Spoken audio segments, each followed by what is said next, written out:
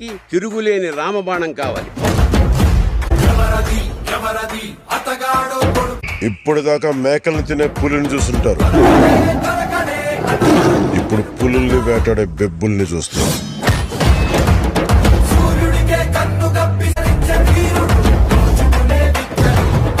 సర్దుకోలేకపోతున్నాను, సాయం చేస్తావా? నేను రావాలని చాలా మంది, కానీ నేను రాకూడదని మీరు చూస్తున్నారు. వినాలి, వీరములు చెప్పింది వినాలి.